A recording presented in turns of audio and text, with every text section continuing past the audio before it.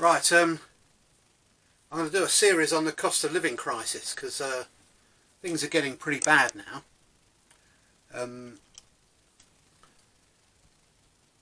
Although the government say, oh, things are improving, they've got ways of manipulating the figures anyway. But if you're foot soldiers on the high street, you know different. Things seem to be slowly getting worse. They did the big drop, which we all seem to be trying to get ourselves out of. And what's happened is people with things they don't really need, like hobbies and spending money going out and things like that, are all now transferred onto just buying food and paying the rent and things like that. But a lot of people can't pay the rent, we know that.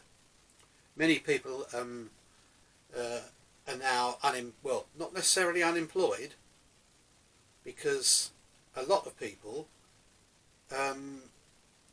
because of the universal credit system, which basically if you don't do what they say, you don't get paid, and you go off the numbers, off the final figure. So nobody really knows how many people are unemployed anymore, but the government, very nice for them, the figure goes down. So, but a lot of people, I mean, I don't really even notice the price of vans going up. A lot of people say big increase in the numbers of vans changing hands and being transferred into stealth campers, so that people can park at the side of the road, looks like a van, but they're actually sleeping in it. So every time you go down a street with 5 or 6 vans, just see, you know, they might be sleeping outside someone's house who can give them water and a bit of, you know, electricity every now and again, or charge a phone or something. So not necessarily, you know, all travelling around as such.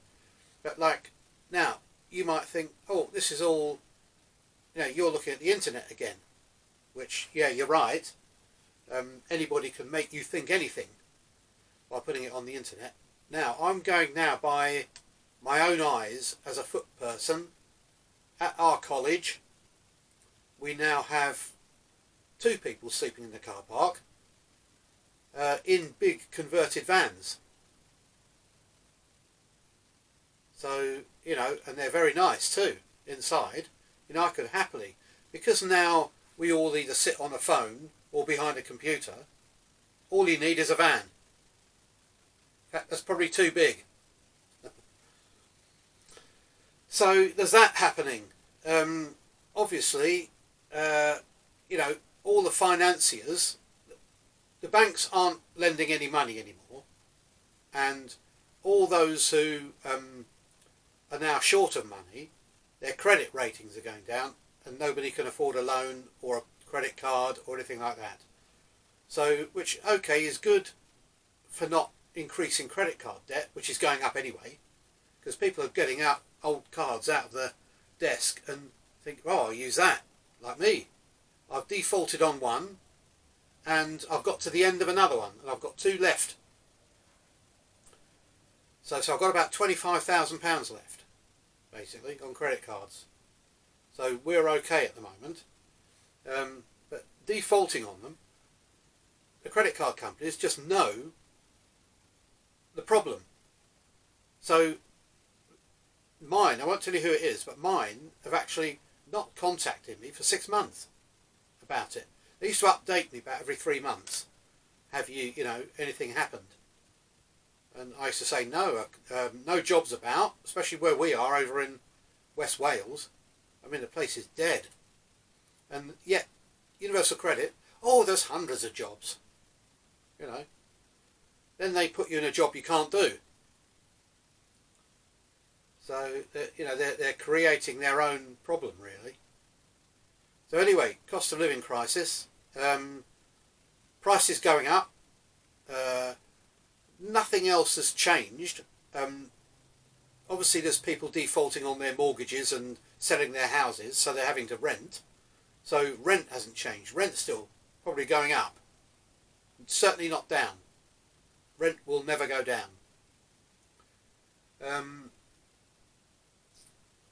then they make you pay more, you know, like your council tax and your electricity and your gas, and you know, if you weren't getting it before, you probably, you know, will be paying for that eventually. I know a lot of renting people do pay.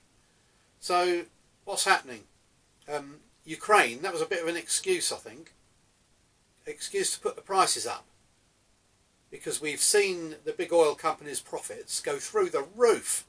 They're not, you know, they're not losing any money. Believe me, you know, they're making money, and there's this dead silence. The government aren't doing anything, which means the only thing that could possibly mean is they're in each other's pockets.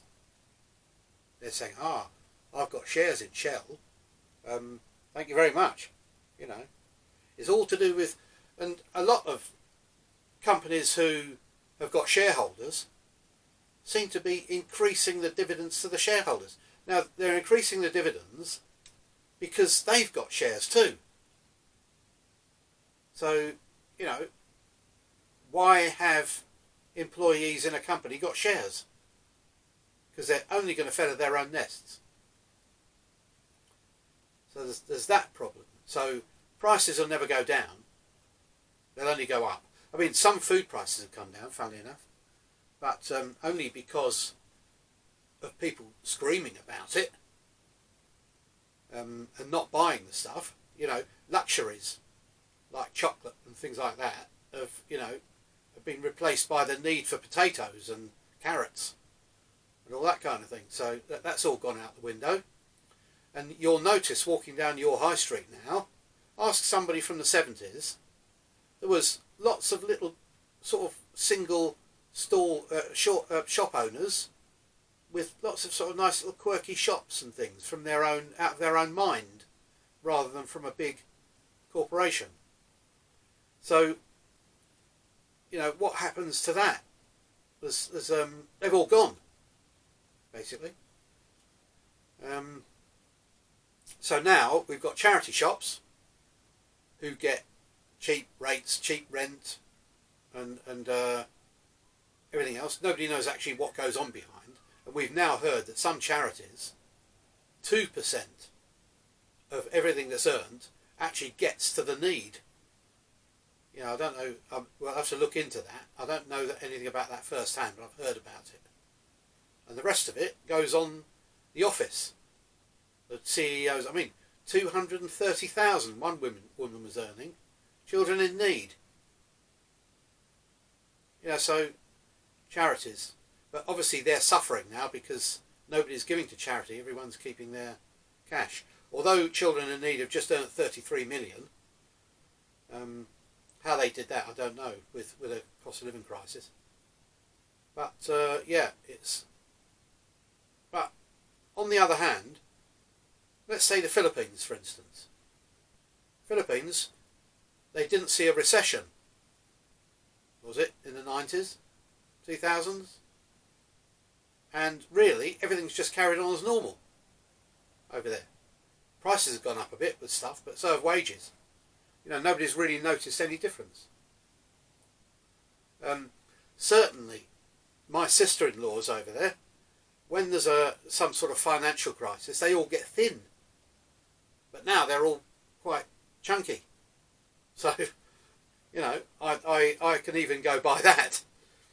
But anyway, yeah, so basically we're all being, I think we're all being had over, myself. Because if you noticed, the government, okay, they're giving us the odd little bit of money. For instance, let's take, for instance, the warm home payment we just had, £150. But my oil bill for the winter is £1,500. You know, so it's all little pieces just to make you say, oh yes, we are doing something. But the elephant in the room is petrol. They're still taking, what is it, 60-70%? Every litre you buy, they're taking 70-80 pence. And the more it goes up, the more they get. least taken some of that off. Okay, they say, oh, I'll tell you what, we're going to freeze it this year. Oh, lovely. You know, it doesn't help us really. Freeze the increase. But it still goes up and down with the oil price anyway. But at the moment, it's quite... Well, I don't know if you've noticed, but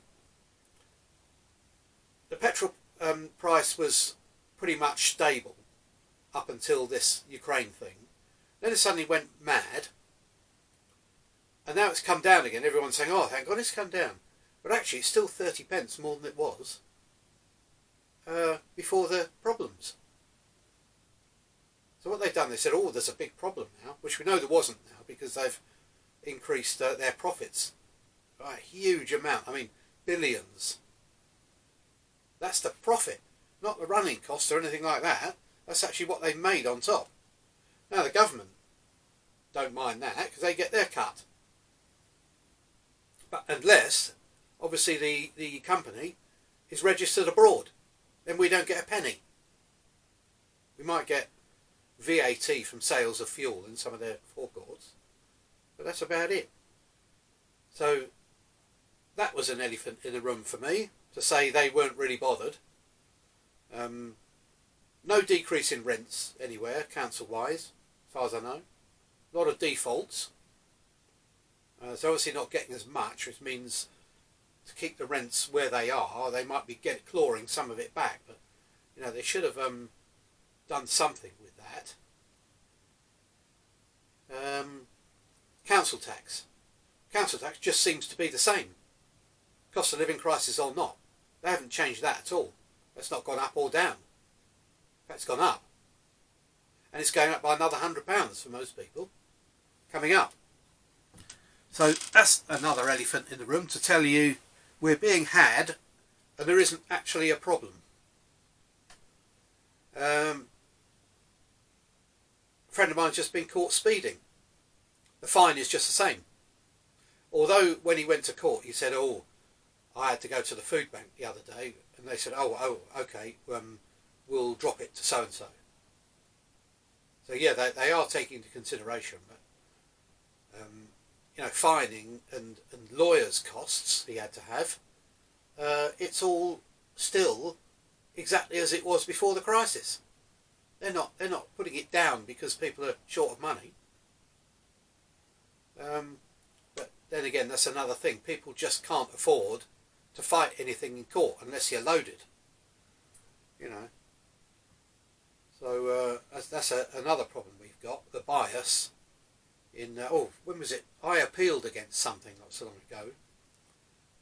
5 years ago, and in the appeal thing, they had a man with a long coat and a wig, and I was representing myself. And even though I blasted him out of the water, the judge still ruled, because I don't think you could bear to see someone that's there regularly get annihilated.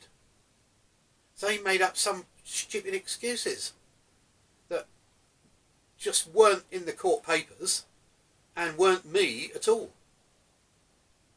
You know, so there was that.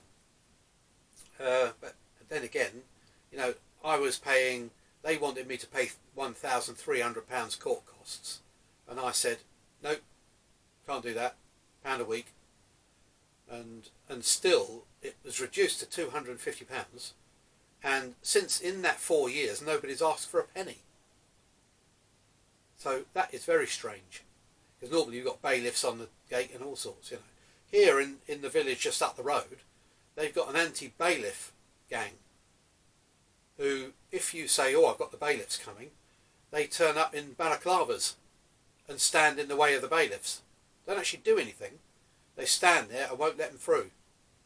And their only option is to jump back in the car and go.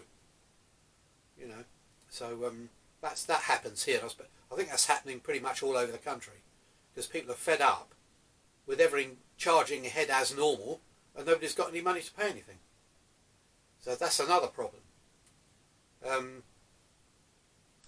You know, a lot of people leaving the country now because it just isn't worth staying here. You're hammered everywhere now. You know, you're not your own person anymore. You're owned by, not necessarily by AI yet, but certainly a big brother thing is happening where everyone's being watched. You know, for instance, if you were to do something wrong and try and get away in your car can be tracked right across the country now. You know, or if you wanted to I don't know, go on holiday, they know you've gone on holiday. So there's all that. There's a camera covering nearly everything now, which, okay, you know, there are some idiots about who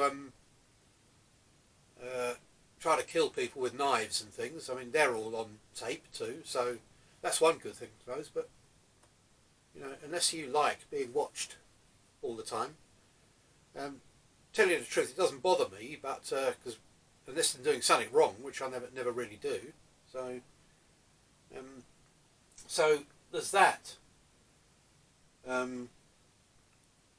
But other countries don't seem to be having the same problem. Generally, third world countries don't. Africa is, and I think China has had a bit of a rough ride because of exports. Nobody's buying anything, basically.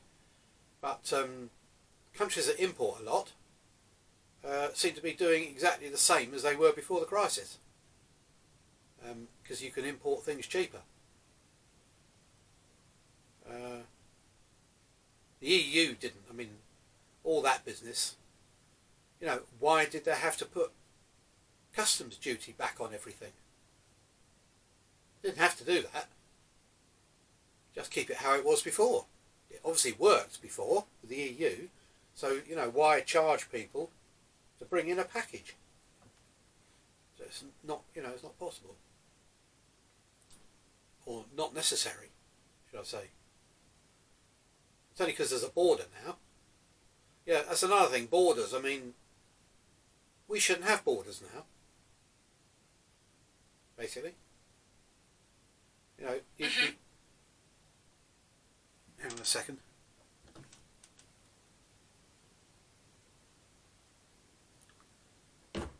That's very strange, that. My phone's just gone in a lady's voice. And I looked at it and Siri's on there. Now, I didn't switch her on. That's been sitting there for nearly an hour. So somebody's probably switched that remotely from somewhere, perhaps. I don't know. Anyway, they can listen to me as much as they like if they want to be bored. So, yeah, so that's cost of living crisis so far. We don't seem to have, you know, food. I mean, our food bill's gone right up, obviously. Oil. Oil has been as low as, when COVID was about, when they weren't selling anything, it was 28 pence a litre for heating oil. It went up to £1, and now it's back down to 74. But the last over the last year, mine has been 80, 70 and 74, I think it is. So therefore, it hasn't really gone down much. So it's still twice as much as it was during, you know, the lowest price. So that's another thing, you know, that'll never go down again, I doubt. Again, they'll say, oh, it's Ukraine, Russian oil, but now we know we're getting oil from everywhere else. And then there's the problem where North Sea oil, we're actually getting enough out of the North Sea to provide England with its oil. But because it's such good quality oil, they sell that and then buy the cheaper stuff for our fuel, which is okay because it still works. So they make money on that, but rather than, during the crisis, transfer us to North Sea oil, they thought, well, no, we can't lose any money from that, we'll put the price up. So they put the price up on the oil they were selling, then put the price up on the oil they were selling us.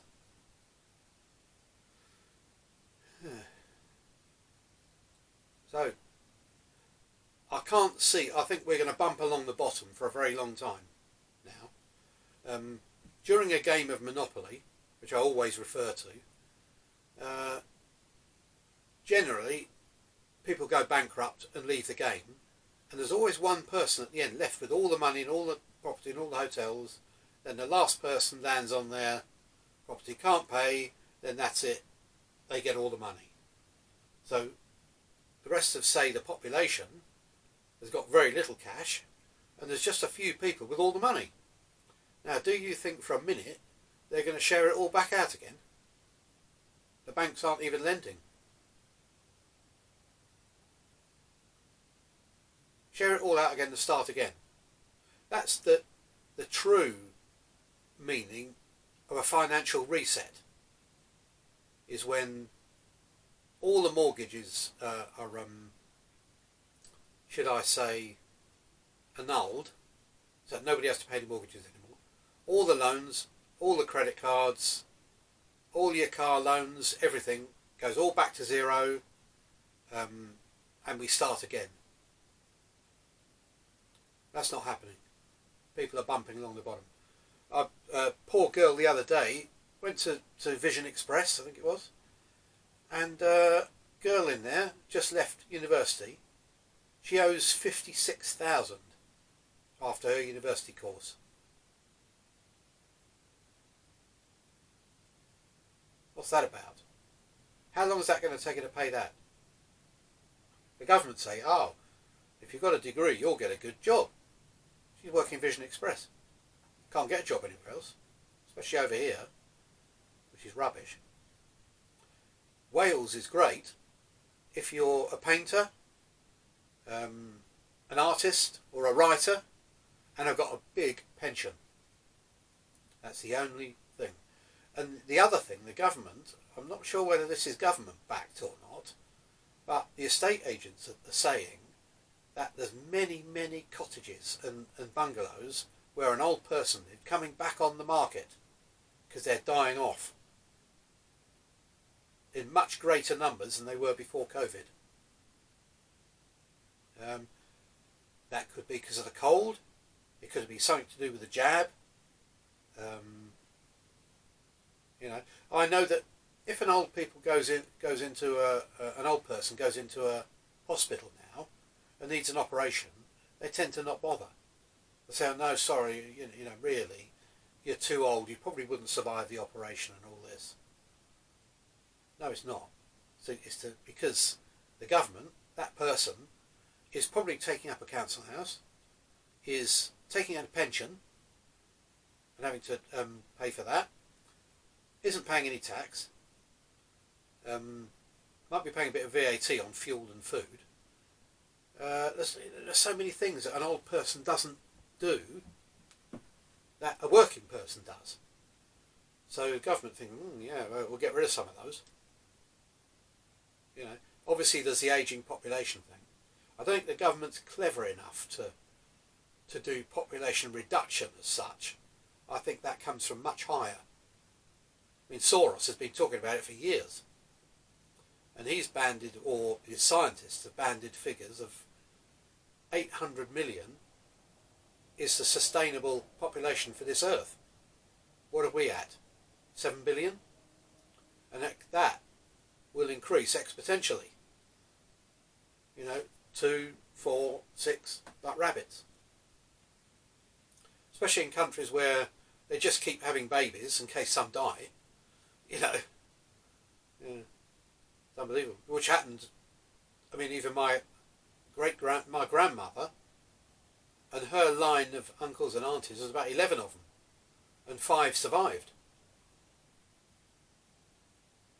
So, you know, it was 5 or 6. So basically, they just used to have, if you lost one along the way, it doesn't really matter.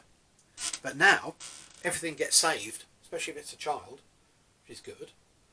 But ageing population, or increasing population, should I say, you know, clearly, everyone says, oh, global warming, that's rubbish. Actually, you know, if you were born when I was born, the weather was completely different. We're probably about only 300 or 400 miles away from where I was born. So, but even there, the weather is now completely different. No excuses. And that's in 40, 50 years. You know, and there's this problem we've got, that ice stays solid at 0. If global warming comes up, that's still solid, still solid, still solid, goes past 0, starts melting, melted. So there's only one point where everything suddenly melts. So we mustn't get to that. And oh no, got to keep the money coming in, got to keep digging stuff out of the ground, got to keep the oil flowing. You know, it's not, it's a problem. It's going to be a problem. Not for me, but for you young ones, if there's any watching, you're going to have a hard time in the future. And like, for instance, in the 70s, I can't ever remember being short of money. We could always go shopping on a Saturday, we could buy something, we could go to the cinema, we could get a takeaway, we could go to a Chinese restaurant and sit in. So many different things. We could go down the road, put some fuel in the car and go for a leisurely drive. Now we can't do that. We have to plan every penny now. And the 2 kids both need ferrying about because they can't afford driving lessons or cars or insurance. Terrific insurance. See what the time is. Well, I think that says 25 minutes, 26 minutes. So yeah, I don't want this to go over 30 minutes because it cuts itself into 2 videos and I have to take them inside and splice them together. So yeah, that's as far as we've got so far. Now, if anything happens, I'm watching everything very carefully and getting more information from people, especially from the X project people. They're pretty concerned. We've got our own, like, I suppose it's a truth finding thing. Right, gotta go.